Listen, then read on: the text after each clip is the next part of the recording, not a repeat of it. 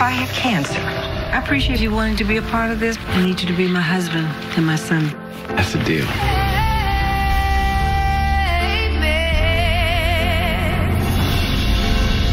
I will see you when I wake up. Kill the music. If we keep going, we cost Catherine her life.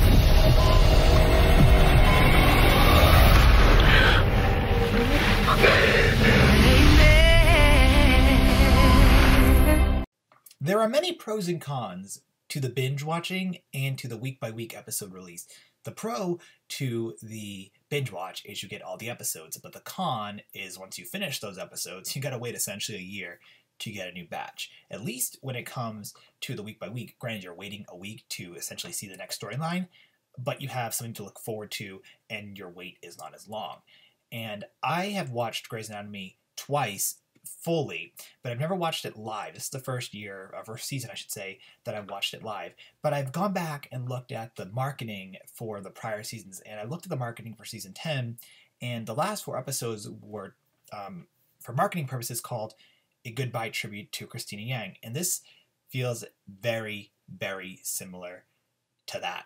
I really feel that this is a goodbye tribute to Catherine Avery, which I personally don't want because I like Debbie Allen so much. I think she owns the role of Catherine Avery. In fact, I think Debbie Allen makes Catherine Avery more appealing because if when you go back to when the character was introduced, she was very business, and even when she, started to date Richard, she was still very business and kind of shrewd and kind of unlikable. But then, as her character gets, more layered and whatnot, you start to really like her. And I think it's really due to Debbie Allen's acting because she's still at many points business, pleasure, divide. And even in episode 10, she was very much like, this is my business. I don't need to share it.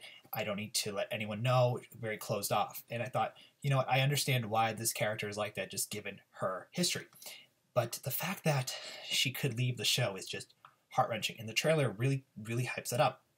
Now, the one thing I don't like about the trailer for The Winner Takes It All is it only showed this storyline, and from the trailer for episode 10, the Help of a Live trailer, the really long minute trailer that we got, that encompassed scenes from this episode, and I believe from episode 12. And so something I thought would have been nice to have seen in this trailer would have been Meredith and her father, but those are in the promotional pics, and we'll talk about that in a separate video.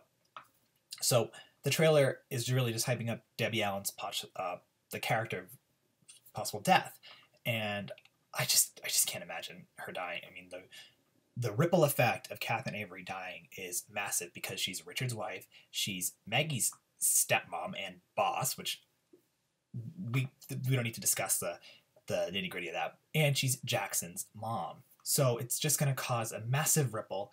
It could cause Richard to relapse. It could cause Jackson to be more reclusive. And I do wonder, will April be involved? Because April and Catherine were really close, and I do wonder if Sarah Jewell will get to come back in a cameo appearance if Catherine does die. The trailer is so... The shortness of the trailer I don't mind, but when it comes to, per episode trailers, they normally show other plot lines and allow for other speculation, and it's really just whether or not Catherine is going to die. And it was caught perfectly because it's like Catherine is saying to her son and whatnot, be on my side, let's be positive. And then, oops, Karasik goes, stop the music. Amelia then goes, she might die because the procedure's intensive because the tumor has really invaded her spinal cord and whatnot. So I do wonder what's gonna happen. And that's really all I can say about it. And I wish I had more to say, and I feel like I'm rambling. But I like the trailer. I don't want Catherine to die. I think Debbie Allen is so fantastic. And I think this episode will allow for... Jesse Williams has always been able to be dramatic. He's very charismatic, really good actor. And the same definitely applies to James Pickens Jr. and to Kelly McKerry. I've always said Kelly McKerry is probably one of the most versatile actors on the show. And this episode will really take away from the comedy aspect that the show's been using for several seasons and probably a bit more dramatic because this episode will have Meredith and her father, not Cyrus, Thatcher, and that also I don't think will be comedic either. So anyway, I really, really like the trailer. I cannot wait to see next week's episode, and I'm really curious what you guys have to say about it. So now share your thoughts about the trailer for The Winner Takes It All in the comments below, and thank you so much for watching my review. All right, guys, bye.